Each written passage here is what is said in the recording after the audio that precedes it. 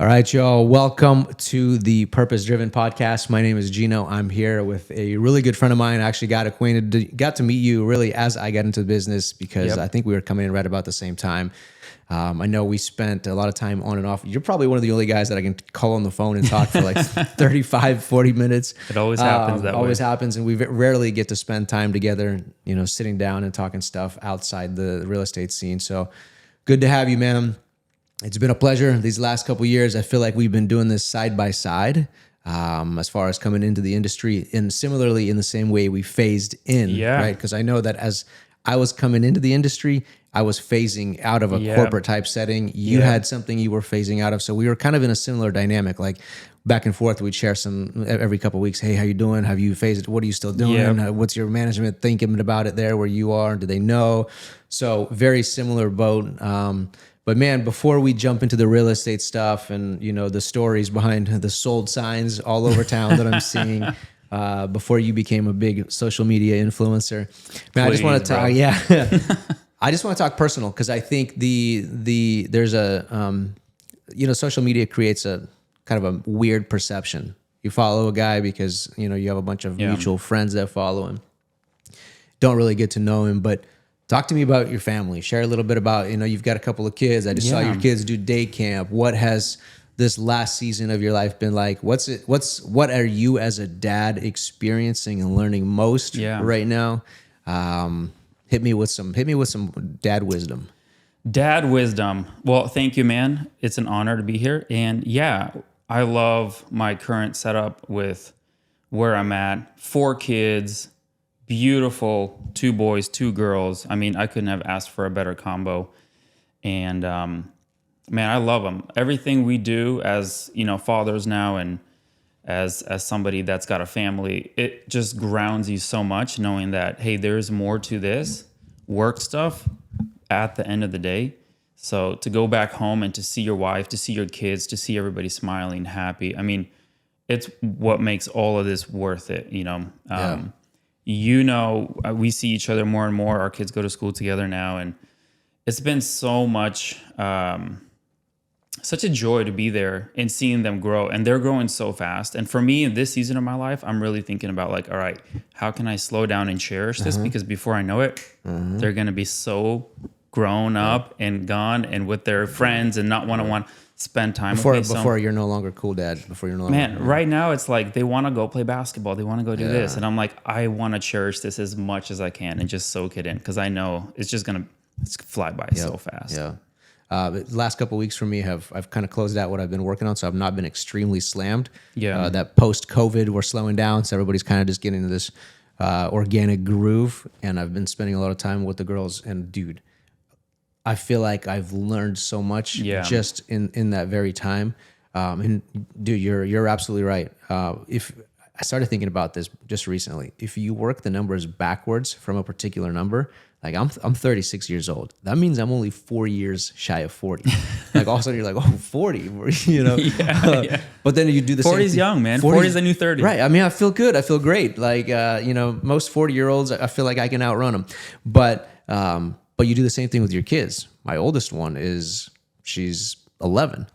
Realistically, she's 7 years away from having a driver's license. Yeah. That means I only have 7 summers with her. Dude, when you think about it like that. Like when you really think about it, you're like, that's not a very long number. She's gonna fly by. 5 years away from having a driver's license. Like, how much time does that really leave me? And then you start thinking, well, shoot, are the calls really that important? Are the emails really that important? I catch myself because they'll run up and this as a dad. I ask you something, or you're doing something, and you're like, sweetheart, I can't right now. And then all of a sudden you get a client calling or something, and you got something going on. It'll always be a moment where she's like building a craft and she wants to show it off. Yes. And then all of a sudden you're just like guilt ridden. You're like, dude, okay, sweetheart, I'm sorry. Like I'll sit down with you. I'll do this with you. Yeah. So dude, I actually started putting my phone on do not disturb, so I don't even see the notifications or anything. Oh, really? After a certain hour in the evening, it's just I don't even see it until the following morning.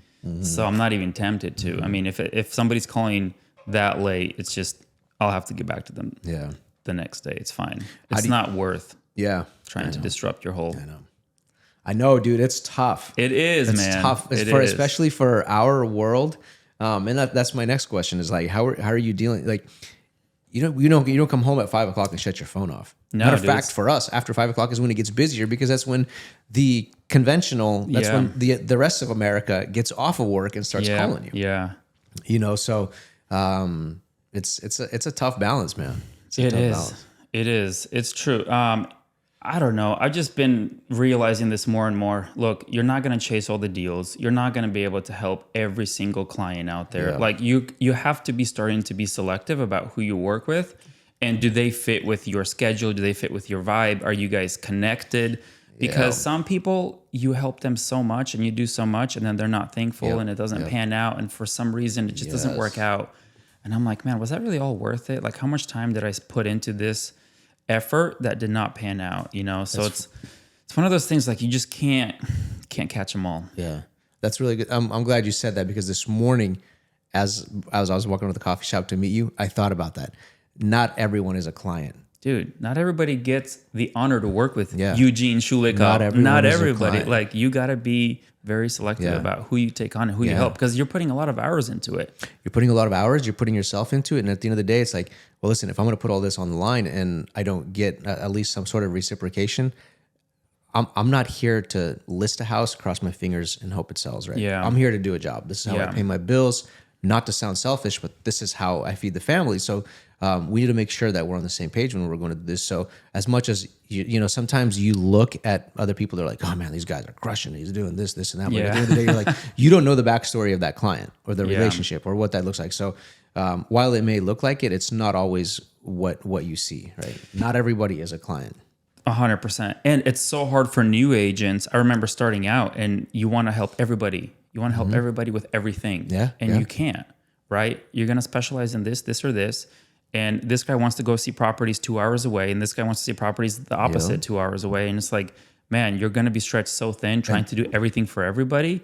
It's not going to pan out for you in the long run. So stick to your lane, know what you're good at, and just commit to that. And it's hard to please everybody. Yeah, and if you take it personally, then it wears you down. Yeah. Because all of a sudden you're like, oh man, I couldn't take care of so and so. Now I feel like I can't. I feel he hasn't called me back. Now he's probably upset. Now he probably called somebody else. And then you see on social media, he did in fact 3 months later close a deal with somebody else. Like, oh, I lost that. Now you're just chewing yourself out because you're like, could have got him. Could have got him. Yeah, you're hungry. You could have got him, but at the end of the day, you just kind of learn and try not to grow a thick skin. And there's enough deals, there's enough buyers, enough sellers for everybody. And if I know that there's somebody in this part of town that's going to be better suited for this client, I'm just going to refer them out, have them help you. This is their specialty. They know this area better than anybody. If that's not my area that I'm familiar with or very comfortable with, and I've been more and more trying to be delegating that type of work where, like, this is going to take X number of hours out of my day to travel and commute back and forth just to do these showings. I'd rather refer somebody out and work with them. It's a win-win for everybody. Yeah. And that's wise. It's in a way that, because when you're hungry and you're like, I'll just take anything, you'll grab it. Yes. But if you still are rational about, hey, at the end of the day, I know like I really need this deal, but I will probably burn myself out, and does it just make more sense to still salvage the relationship? Because some of these relationships, you go into it and you're like, you walk out the bad guy, and you're not always, no matter how you spin it, you've done everything you can. There's things in the market that prevent you from doing things. Maybe the house didn't sell, and you walk away and you're like, dude, I was really hungry. You reduce a price to get a deal or do something you wouldn't have, and now you've just literally burnt yourself out for months, and then you walk away, you haven't got paid, and you've lost and you look like the bad guy. You look like the bad guy, and you've now got a bad relationship, with somebody because you walked away. It didn't look like, because at the end of the day, there's always a bad guy in the scenario, and that's you, right? You're my representative. It took me a couple of years to learn that lesson, but it's a good one to learn. Yeah. Yep. Yeah. That is a good one. You got to grow a little bit of some thicker skin. I know.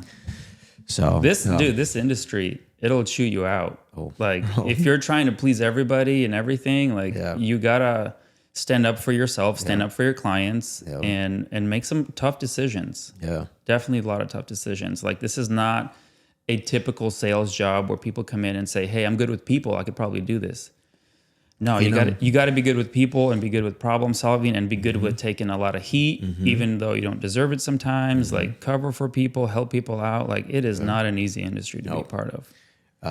Don't believe everything you see on social media. I know. For everybody out there, it is not as easy as it looks on social media. I have to dispute They watch this. one episode of Selling Sunset and they're like, "Where can I get my license?" Yeah. Oh, this bothered me when I first got my license. I remember I was like, I'm going through my entire phone, and I'm calling everybody on my phone, and I'm telling them this is what I'm doing now. Yeah. So I'm calling them like, hey, listen, Dude, I want should you have to done that. Bro, you need to do it now. You can Hold on. I'll be right back. Hey, listen, this is what I'm doing now.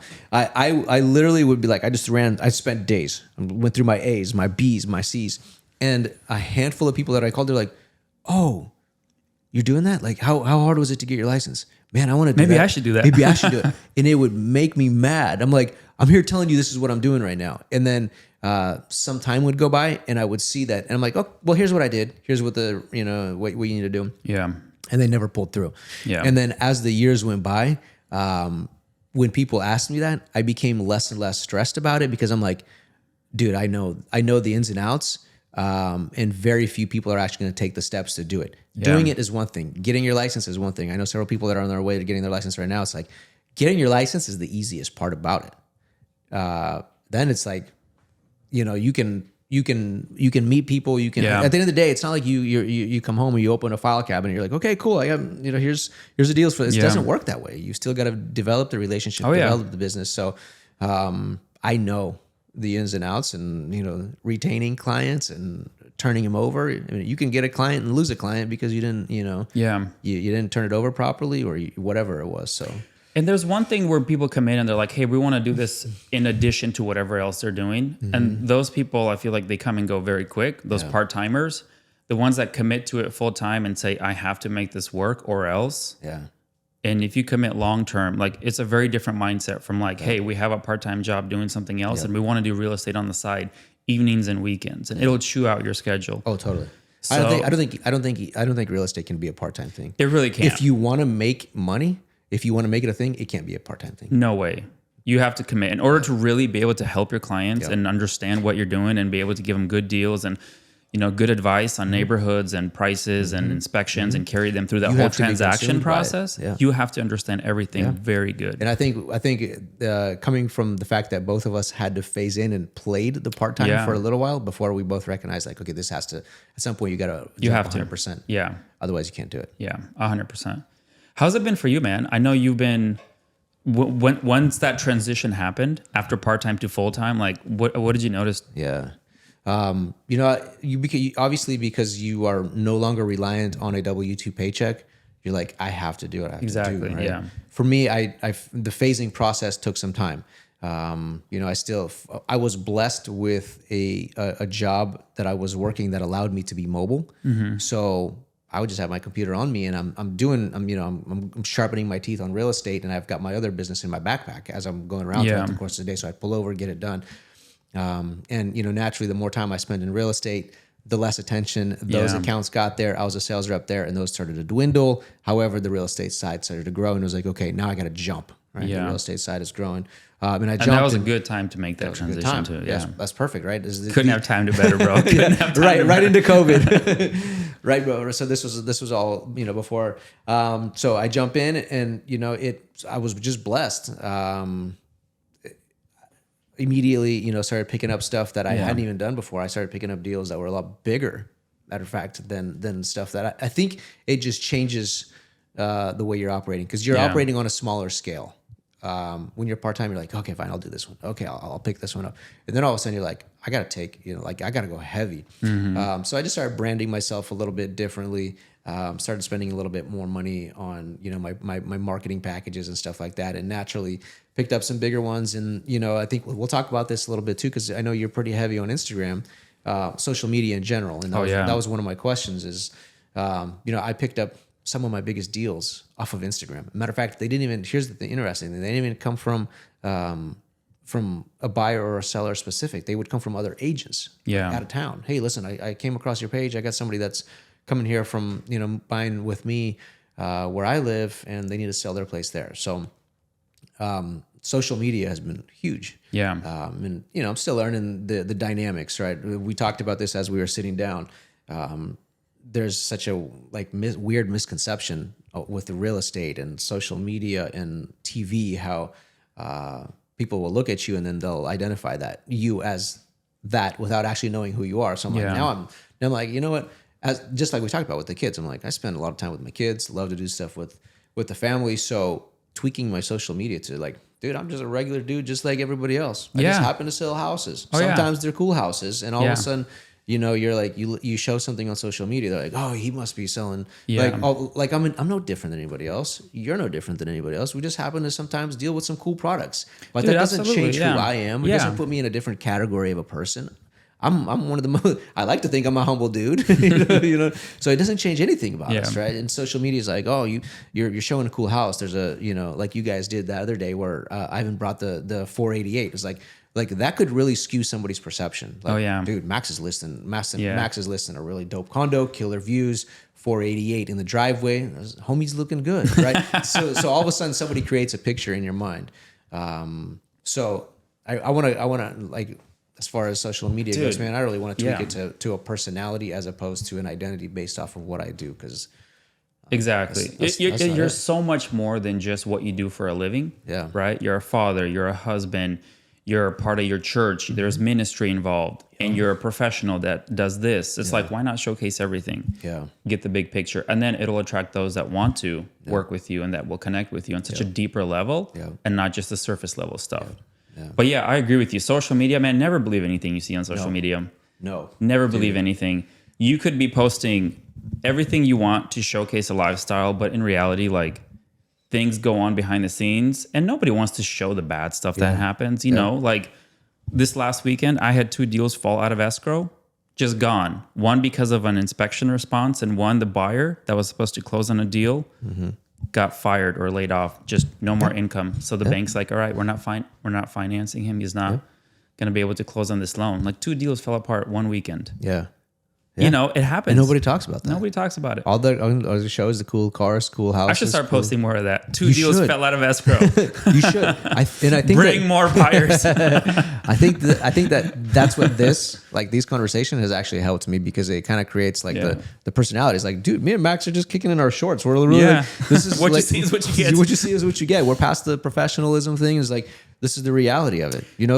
There's times where because of circumstances like that, where you're like, deals fall out of escrow, something falls apart. All of a sudden, you're like, man, I ain't got paid in 2 or 3 months. I'm not thinking, I don't know. I gotta go start a car wash or something. Like, sell some lemonade. I gotta do something, and I can't convince myself to go back to working for somebody else. So, and then all of a sudden, it'll just pick back up. Yeah. So that's just the story of our world. Social media, though, it's one of those things. I feel like I look at it in a way of like, hey, if this was a radio station or if this was a channel, you got to keep people watching. The only way to keep people watching is just give them something to watch, right? If a news station or a TV station just stopped programming and had nothing to show, it went static for a while, people would tune out. They would go find something else to watch, because everybody wants to see something. Everybody's on there for that reason. So I'm like, okay, keep it going. Keep them, engaged, family, work, whatever you got going on in your life. Just keep them watching, because you never know. The people that connect with you will eventually, when the time is right, reach out when they need help. If that's something that you can help them with. And it's all dependent on your chemistry and how you get along with people. Again, you're not going to get everybody. Right. And you shouldn't want to. You shouldn't want to. Like, you're going to either appreciate me and love me for what I'm going to do and for who I am as a person, or you're not. And I don't. Absolutely. And I've learned to it is what it is. If we don't click, sometimes it burns a little bit, but you just shake it off, move on, pick up the next one, and don't sit on that energy for too long and try to bring it back. Well, what if, or what could I have done? Because now you're not, allowing yourself to progress onto bigger and better things. Yeah, I agree, man. Absolutely. So, what's been some of your biggest successes recently? Biggest successes, man. When you said biggest successes, just my kids come to my mind right away. I'm just so proud of them, dude. I love them so much. Work-wise, lots of great listings. We know the market definitely cooled a little bit with these rates where they're at. So it's awesome to get listings. I love showcasing listings and putting them on the market and coming up with a creative way to showcase them. But I feel like we definitely hit a little bit of a plateau with buyers out there, and the momentum that we had that was built up during COVID. So I feel that shift. And I think a lot of people in the real estate industry have. Yeah. And it's funny. I just talked to my staging company, Simply Stage, Lana. Yeah. She's Shout great. out to Lana, wherever you are. We love you, Lana. She's like, man, I'm running low on inventory because everybody's getting extensions. So when a furniture sits in a place for 40 days and then you want to extend because the home is not selling or whatever the case may be, she's like, everybody's getting extensions. So my inventory is out.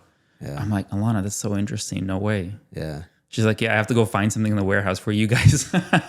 So she needs to buy more furniture now. That's interesting because I've got one coming up in a couple of weeks I need her for.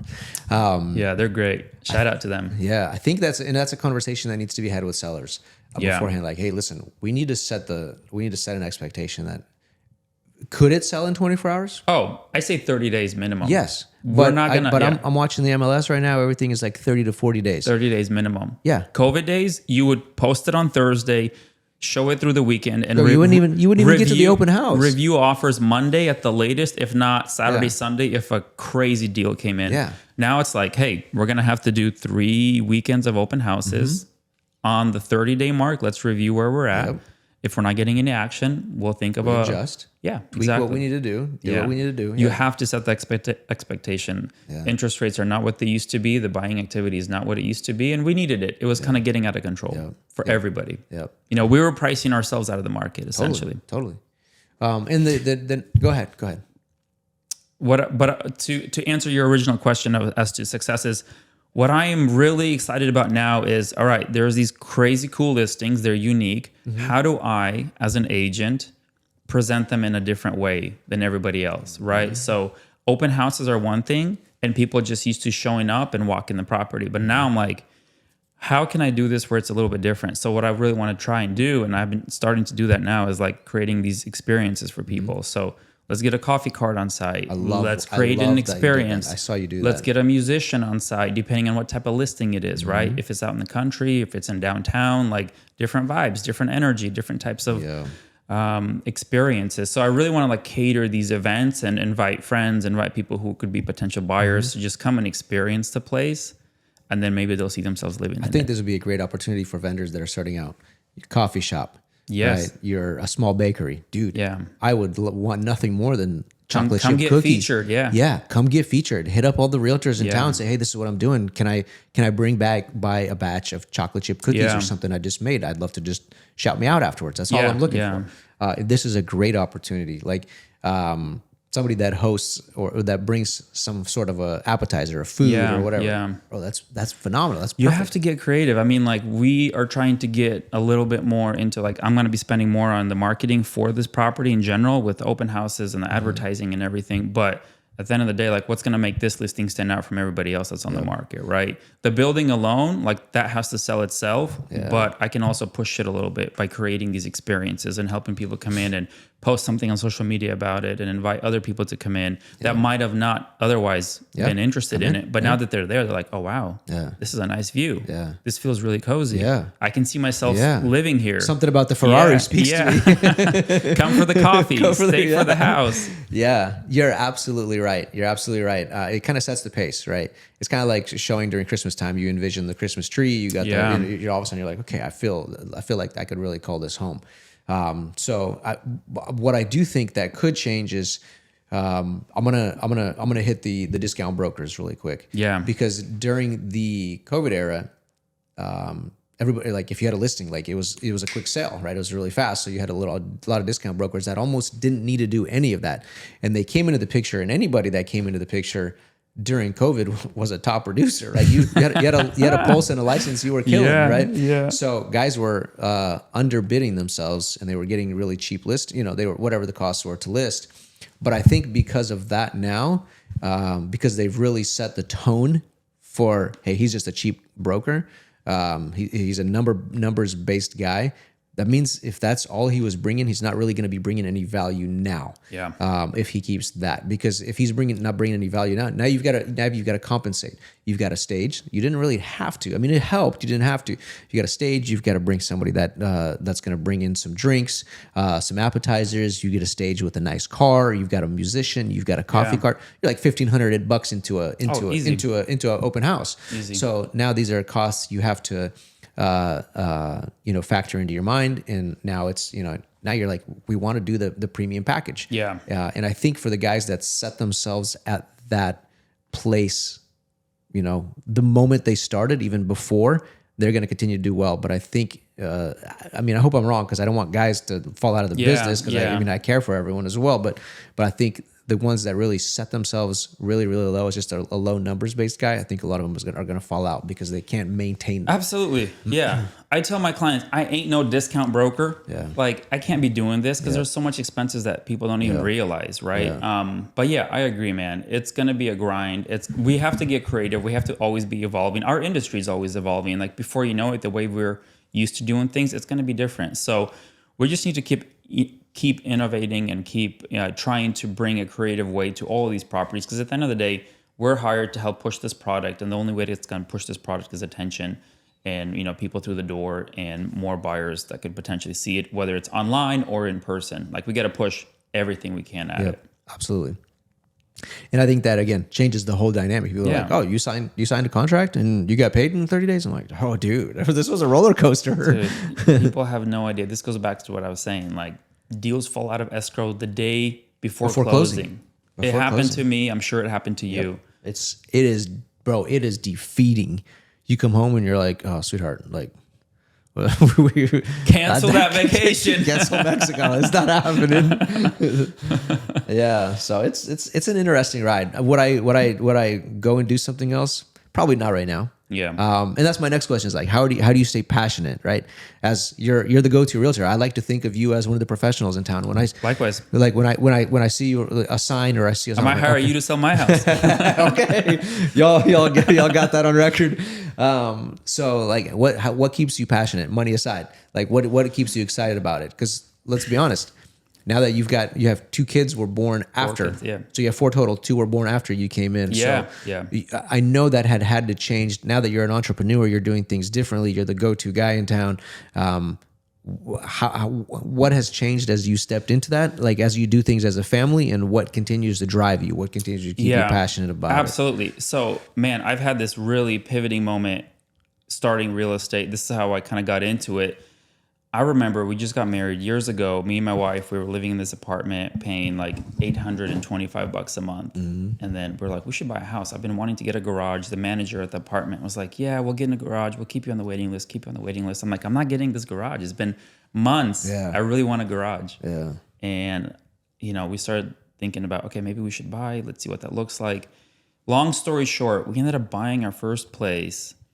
And it was a 3-bedroom, 2-bath, single-story ranch with the garage. Nice. And our difference in payment was $25. No way. Between renting and buying. For less than $1,000. I'm like, I'm getting all of this for $25 more than I was renting for. Yeah. I'm like, this is unbelievable. I got to tell all my friends about it. Yeah. You know, you get so much more value. Yeah. This was 2011, so this was a long time ago. But the same story is now. I mean, there's so many benefits to owning a home: long-term appreciation, debt pay down, tax write-off. And I'm like, I need to tell more friends about it. The sooner they get in, the more that they can experience the benefits of appreciation. Yeah. And there's nothing like getting your friends or family into a place years later, they end up selling it or upgrading, whatever the case may be. And they're like, man, we're so happy we bought. And I've had multiple stories like that where they were so thankful they bought when they did, because the prices have kept climbing year over year, and they would have been in a very different place if they kept renting all those years. So I always, try and share whatever I can, all the insights I have, and really encourage everybody that it is able to purchase because there's so many benefits to it. I've experienced that myself many times, and I just want to help get more people in it. The earlier you get in, the more appreciation you get to experience over the years, and years fly by so fast. Yeah. And then overall, I mean, it's just so cool to see somebody come in, especially on projects that they come in, they buy a fixer-upper, they buy what they can afford, young family starting out, and to see them fix it up, make it look nice, enjoy it as a family, and then come out. And you got to be a part of it. Yeah, and then come out and sell it. It's incredible. Yeah. We see a lot of these flipping shows, and they really, it became so popular, Chip and Joanna Gaines. Yeah. Fixer-upper, and a lot of our friends are doing it. They're buying their homes, they're fixing them up, they're putting a lot of sweat equity into it, and it's so rewarding, man.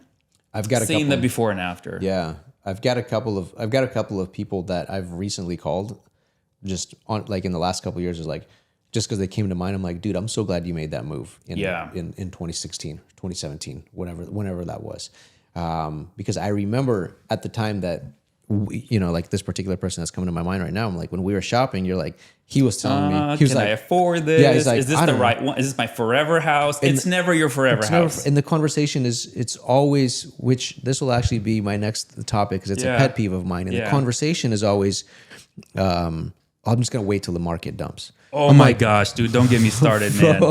I'm about to leave, bro. This is such a sore subject. I'm just gonna wait till the market dumps, and I'm like, okay. So now I look back at that exact guy I'm talking about. Him like he buys his house for $350. He's out east. He's out in Camas, or I'm sorry, in Washougal. His house is like $700K right now. Easy on acreage and everything's done. So I'm like, I call him back. I'm like, there was guys that at the time that you and I were shopping were telling me the same thing. They have still not bought themselves a house because they're still waiting for the very, very right moment. And here's the pet peeve that just drives me nuts, dude, is and people do it out of the genuineness of their heart. Is you'll have somebody shopping and then they're like, you know what? My mom said it's probably not a good time because they bought their house for $193,000. I'm like, dog, you bought your house for $193,000 in 2011 because the market tanked and it was just figuring itself out. So completely hold that'll never happen. Never. That'll never go back. Never. Do you know how that lot alone, just the land, is worth more than what you paid for the house years ago? Yeah. It's not going to happen. So, and the reality is somebody sent me a meme the other day and they're like, how is it that realtors, regardless of what kind of a market it is, tell you it's always a good time? It's a good time to buy. I'm like, well, that is the case. Whether it's a buyer's market, it's a good time to buy. Whether it's even if it's the seller's market, it's still a good time to buy because you're still farther ahead than the renter. Yes. Right? 5 years down the road, you're still farther. Are you paying, interest rate and all that kind of good stuff? Did you buy it probably at an elevated price during COVID? Yes. Are you farther ahead than the guy that that is still renting? Yes. So at the end of the day, like I think people have to look at it long term because it is a very long term investment. On average, most people don't sell their house until 5-7 years into it. Imagine what you can do in 7 years, right? You buy a house, you live in it for 7 years, you're easily pulling 6 figures out of it by the time and 7 years is quick. It flies by, man. You rent for a year. When you're done, what do you get out of it? Nothing. Your landlord says, thank you for paying off my mortgage. Mm-hmm. Appreciate you. I'm going to increase rent. Now I'm going to increase. Thank you. Yep. The very first house I bought, I paid $125 for it. Right now, it's worth just under $500. Yeah. It's crazy. Yeah. And who knows what it's going to be the next 10 years. In the next couple of years. So ride that appreciation wave. You want to have options. If you want to sell, you can sell. If you want to keep renting it to somebody else, let them pay off your debt on it, and you can just keep growing that equity on it year over year. I mean, there's so many benefits to owning versus renting. It's unbelievable. Just a couple of days ago, my kids and I were playing Monopoly. They've never played, and Monopoly is the game of real estate. Yeah. And my kids are playing it, and they're holding they're trying to hold all their money really tight because I'm rich. Right? I had a couple. No, invest that into assets. So my little one buys, I don't know, whatever street it was for like $260. Yeah. Sells it to my older one for $8. So she flipped it. She's a wholesaler, so dude. She sells. You gotta start having her dial for you. She makes like $600K. Have her start dialing for me. She makes $600K. And then I'm like, you need to immediately do something with this money. Because I'm like, that street that you just sold to her, if you fall on that, you're going to pay her $900. You're going to pay her $900. So that means you made $600. But if you don't buy it and invest it into me or her falling onto it in the next couple of rounds, you're ultimately going to lose that money. Yeah. So I'm like, buy up more property right away. So they're so mind blown. I'm like, this is real life stuff. People do this every day. They're so mind blown by it. And my older one's just buying up hotels, buying up streets. Trying to sell it to you. Trying to sell me off. So again, long term. Yeah. Right? And whatever form that is. For some, that's Airbnb. For some, that's a whole, hold it as in rentals. And then, you got the guys that'll jump in for a quick buck, on wholesale. So there's a whole different streams of doing it. But For anybody that's considering, this is by no means a sale, and whether you do or don't, up to you. But that's the reality. Yeah. It's like if the market adjusts, which it historically does, give it a couple of years, it'll ramp itself back up. Yeah. It should have done this, where we are right now years ago. It's correcting itself, and it'll sell it all out, and it'll continue to grow. After a couple of years, it'll pick back up. I always tell my clients the best time to buy was yesterday. The second best time to buy is today. And buy what you can afford, buy what you're comfortable with. Don't over leverage yourself. You're not going to regret it 5, 6, 7, 8, 10 years later. Yeah. You're going to wish you bought more looking back. Looking back now, shoot, $125,000 a house. Should have bought like 3 of them. I wish I bought 10 of them. Yeah. I couldn't. Yeah. I could barely afford that one, barely. Yeah. But, I wish I bought 10. I mean, it would have been worth way more now. Yeah. So absolutely. Absolutely, man. What's next for you? What's next for me? Big picture goals? Yeah, man. It's funny because you start helping a lot of buyers and then you transition to helping a lot of sellers as the years roll on, being in the real estate industry. And then you can be kind of selective. All right, who do I want to work with? Mm-hmm. For me, I've kind of carved a niche with working with builders, investors, and people who are trying to get into development and, do this more long term versus like the traditional buyer and seller. And I still help them. But for me, that's kind of my angle, is going and helping, with larger projects and helping put projects in front of builders and developers, because it's an economies of scale business. Yep. You can either try and focus on getting one listing and taking care of that one listing at a time, or you can go and take care of a batch of them at a time. And you know exactly, you represent a builder, I represent a builder, just how much that dynamic is different versus working with 5 individual sellers and buyers. Yeah. So for me, it's either, all right, to scale this thing as an agent, you either have to build up a sales team and have a brokerage and be part of a team that you manage, and you guys can scale that way, which I do not want to do, not anytime soon. Dude, for a while. I know. Or you go and you focus on helping, builders and developers, and that's the only way to scale. Yeah. And of course, doing my own stuff on the side as well. I think very similar. Very similar. I've gone to a couple of times over the last couple of years where I'm like, man, I think I could grow this thing. You could grow a brokerage. You could have agents under you, and then you could be a full-time admin. But at the same time, I'm like, my background is I was a freight broker and a truck dispatcher for over 10 years. Yeah. So I managed people. I managed drivers. I managed relationships. And you're cut out for it, man. I know, but at some point I got burnt out where I'm like, I don't want to manage people. Yeah. I like working. I feel like I'm a pretty good one-man team. Mm-hmm. Like I'm good at what I do. I'm a very client, which gives me the ability to work directly with my client. Yeah. I'm not bringing anybody else in. Hey, you're my client. You get 100% of my attention. Yeah. That's the way I work, and I think that's what's been working very well for me. Yeah. There's not a transaction coordinator or somebody that's reaching out to him. We're working together. Yeah. You got 100% of me.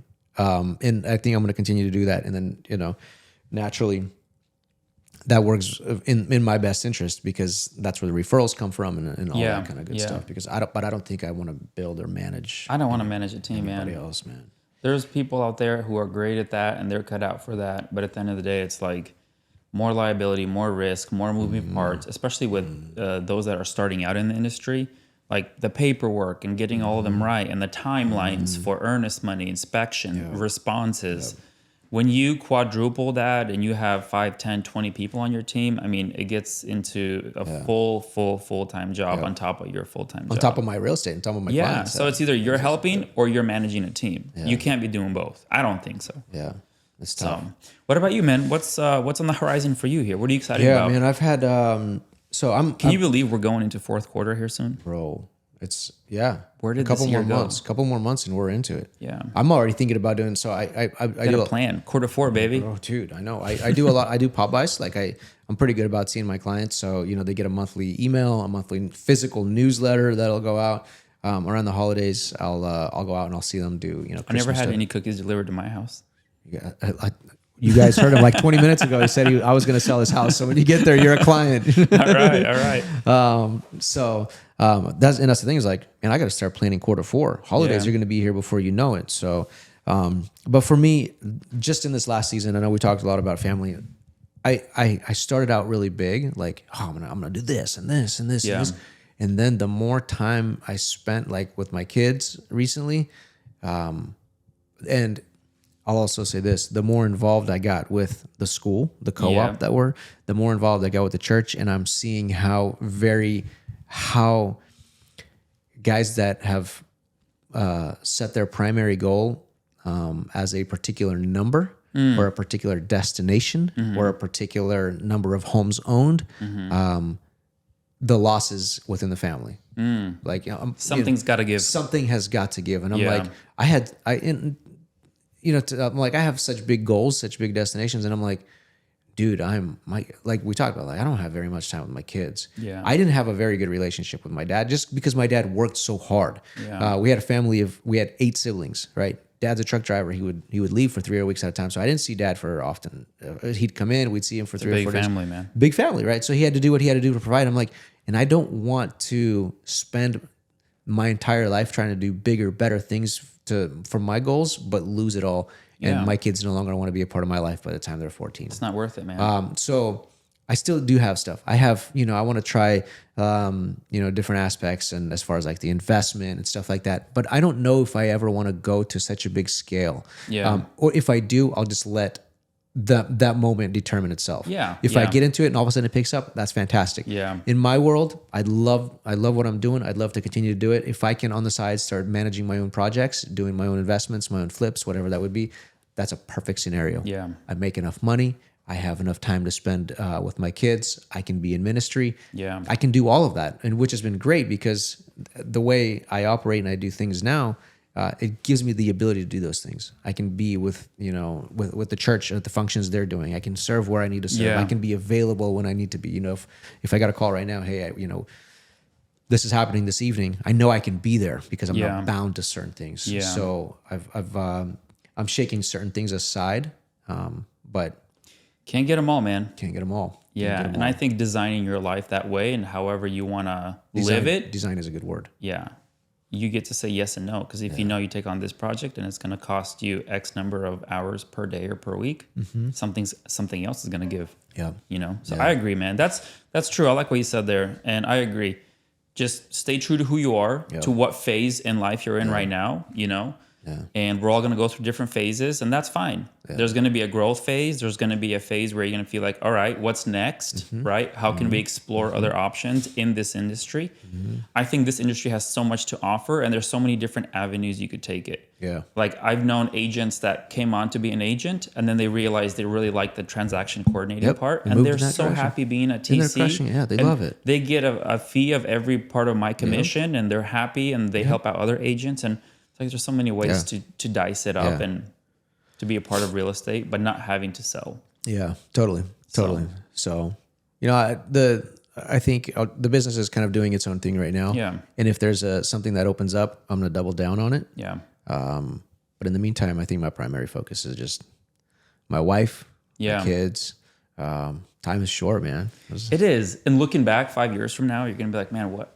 I wish I would have done this differently. And you want to have as least amount of those regrets, like do the things now that you're going to be like, I am 100% certain, like this is not going to be for vain. Like this is the best use of my time. Dude, and family is always the best use of your time. It is, absolutely is. And you can justify it, you can justify it with means of money, but my kids are old enough to know when someone is there for them and cares for them, and when they don't and they come and justify it with a gift every few months and something that they just drop off. Yeah. Oh, I was just thinking, my kids they're grown. They have that conversation. They have that. They know intuitively when somebody really cares and loves them and is there for them, or when someone does it out of the necessity of just telling them, hey, I'm still in the picture. I'm family. I just want you to know I'm still, you know what I mean? So I'm like, I think we tend to underestimate how much they know and see. And it's only a matter of time before they grow up and they're going to say, oh, they're going to really realize who mom and dad were and what they did, and it's gonna be a really positive taste in their mouth, or it's not. Yeah, for me personally, it's just as the co-op, the within the church, I'm just so much is just changing how I've been looking at things. And less is more. Less is more, bro. Less is more. I can buy them all kind of things, but if I'm not there to use those things with them, it means nothing. I know. Are you able to share? Switching gears, are you able to share a really horrible real estate experience with us? A really horrible real estate experience? Yeah, something that you're like, man, what happened there? Don't want to repeat that again.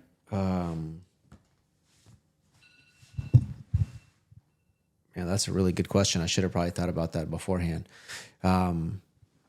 Or not. I'm just trying to get some juicy clips for the reels. Yeah. Some juicy clips for the reels. I've rolled in.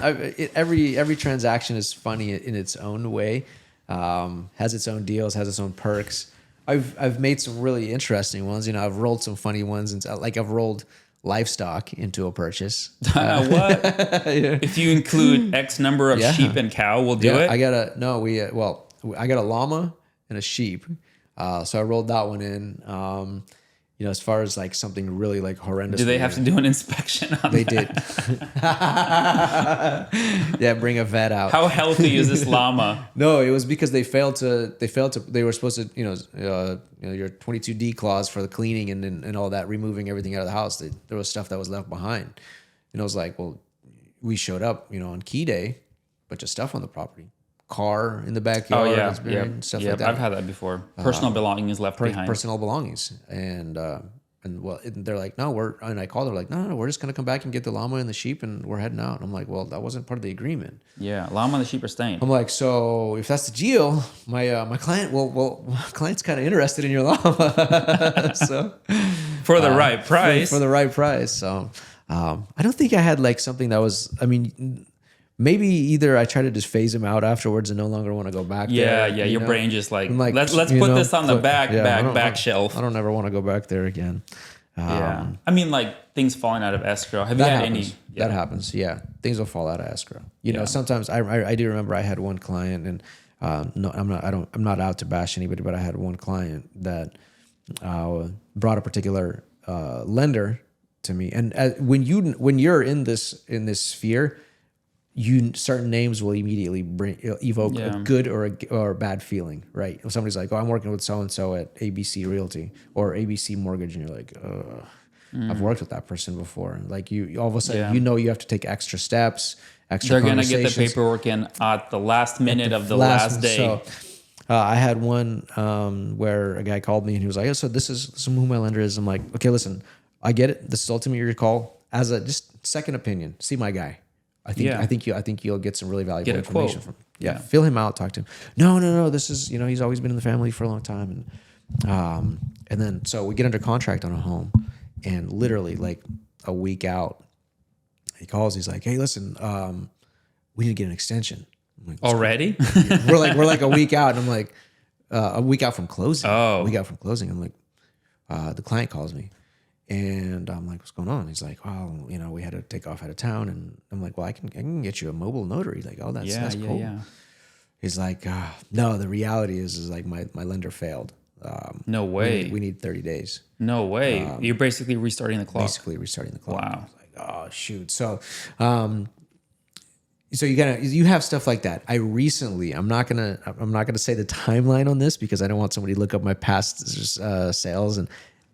It just recently, this is my horror story. Let's hear it. This is my horror story. Let's hear it. So I have this house on the market. I get an offer from somebody. These people are from out of state. Their agent comes out, views right off the bat, immediately a bad feeling because it's a very, very clean home, very well maintained, and it's all over the place. Shoes off, no animal. You know what I mean? Yeah. My client sends me a video of a camera he's got in his house, and he's like, "Man, this guy and it's on acreage. This guy's like just walked to the acreage and then walked into the house. He's walking up. We're talking about the agent himself. The agent's doing that. So I get him, call him, I'm like, "Hey, listen, can you be a little more respectful?" Anyway, we get this offer in, 10-day contingency to do inspection, standard. Yeah, standard. On day 8, my client knows he's got 10 days. My client, the seller, says, "Hey, listen, we're 2 days away. He still hasn't done inspection." And I'm like, "Well, I can go poke him, but this is his responsibility. Yeah. It's not my job. If he fails, he fails." But out of just being a nice guy, I call him up like, "Hey, listen, you're day 8. I didn't catch him. I left him a voicemail, sent him a text. Are you still planning on doing it?" Just goes dead quiet. Never even responds. Day 11. He reaches out. Day 11, I'm like, "Okay, so at this point, it's considered satisfied because he had 10 days to do it." I reach out to his lender. I'm like, let's proceed with the appraisal. the lender must have reached out to the agent because the agent calls him. He's like, "Hey, listen, do you think I can get in on Friday this week for the inspection?" I'm like, the last day of the inspection. "No, we're already on day 11. Friday my Friday gosh. is like day 14." I'm like, "No, man. Like, I will ask my client, but realistically, according to the contract, this is the timeline. Your inspection period's out. Your period's out, and I didn't have to, but we called you about this several days ago. You never called me back." So his client, man, so I can already see where this is going. His client ends up going into contract without ever getting to inspect the home. It was a nice home. I'm sure there was nothing wrong with it, but like, dude, you as a client failed. You as an agent failed your client. Yeah, You failed your client. Here's where it gets even worse. His client didn't get to view the property because they were from out of state. He viewed on their behalf when he wrote the contract. Wow. They were going to come in and view it during inspection. He missed the inspection Never period. arranged it. They never arranged it, so they missed a second chance. So guess what he does? On day of the appraiser coming out, he's like, "I'm going to come out and we're gonna look at it with the clients." I'm like, "No, look at it. I'm like, "No, you're not. They're gonna inspect it. No, you know, yeah." He's like, "I'm gonna," and I knew he was gonna inspect it on appraisal. I'm like, "No, you're not. We're past that." Appraiser comes out. My client calls and he's like, "Guys, here with his people walking the property. I have a minor who is homeschooled inside of my house, and I have grown men walking this." I'm like, and I'm blowing him up. I'm like, "Dude, you need to get off the property right now. Wow. You need to leave right now. There's a high school child in this house right now."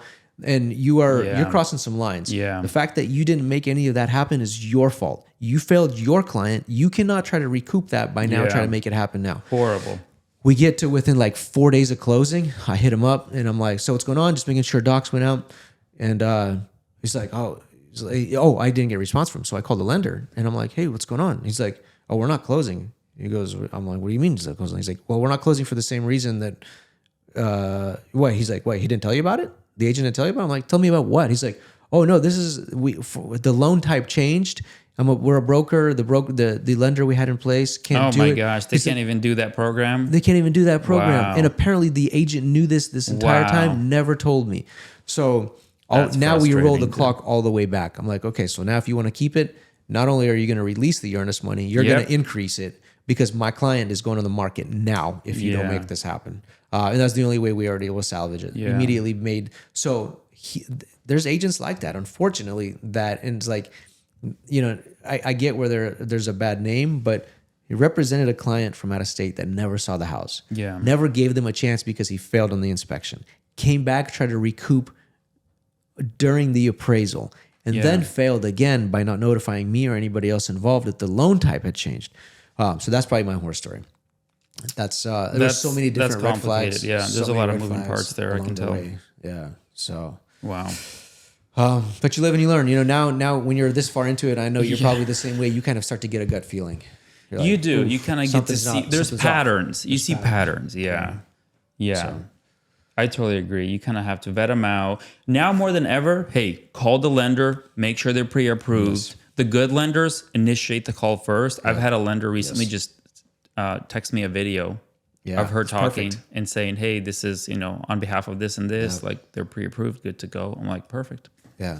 But yeah, I agree. This market is a little bit more interesting. We got to be more careful, and we need to represent our clients in what's best for them. If you're watching out for the buyer's client, like you're doing double jobs. Yeah. I shouldn't be You're looking protecting your client, and the buyer's agent should be protecting their client. Yep. So that's why we get paid to do what we do. Yep. Like if it was just buyers and sellers doing everything on their own, like fall apart. Yeah, exactly. Yeah. So we're there to help them along the way, making sure that nobody gets taken advantage of. Yep. Yeah. Yeah.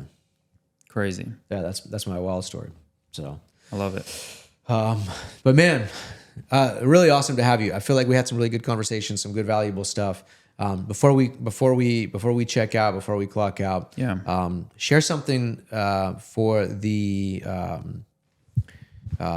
I know we talked a little bit, about buyers and sellers, but share a little bit about for a quick 2-minute on the buyer and seller that's in this market right now. What do they need to know? Just for out of the quick off the top of your head, as a buyer, how do they prepare? As a seller, what are the expectations? What do they need to know?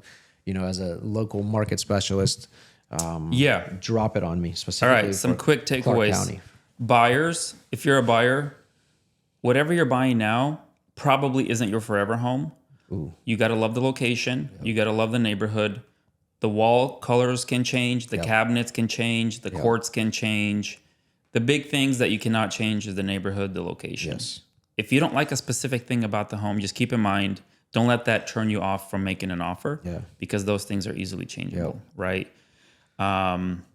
Sellers, if you're a seller, hey, you know, you got to be realistic about the timeline here. Long gone are the days where you're getting an offer 24 hours after listing it, multiple offers. We used to have a chat in our real estate firm.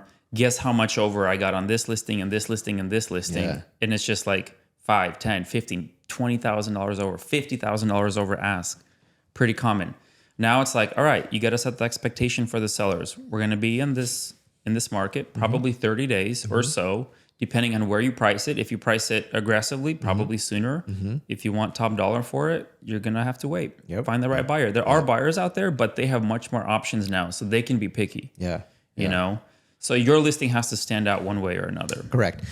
So, and make sure that whoever is representing you is taking the necessary steps for it to really pop, for it to really stand out. Because nowadays, if you lose them at the screen, you lost them. Right. You've got to be able to catch them there. So whether that means your media, your marketing, your description, your website, your platform, whatever you're using, you've got to be able to catch that buyer's interest the moment it hits the market. Your online presence needs to be able to invite them to go show and tour the property, and then the house itself needs to be able to be, you know, top notch for them to be able to make an offer on it and go through on it. So there's a lot of moving parts.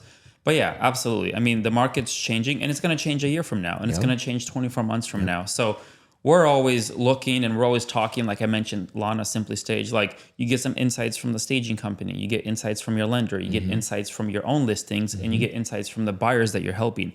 And the combination of that is what makes you powerful, having those insights and knowing, hey, this price point is doing really well right now. This neighborhood, don't even touch it. Don't go there. Stay away from this zip code. Like, that's not something a new agent can help you with. That's why it's important to be full time. Yeah. If you're just a part-time agent that's picking up gigs here in hopes of paying for vacation once a year, you're not getting all that information. You're not tapping into those resources. You're not spending time around those people to hear what's going on with all the underwriters. It's not just the realtors. Talk to a lender. Talk to some of the inspectors. Talk to, see what's going on in their business, what they're hearing, the stagers, the cleaners, whoever it might be, because all of those components combined ultimately let you make a decision or a good evaluation on, like, okay, how do we go about it? Yeah. And the other thing I just thought of for buyers, man, there's never the perfect house. There's always something. It's either the location or the proximity to a road or to something.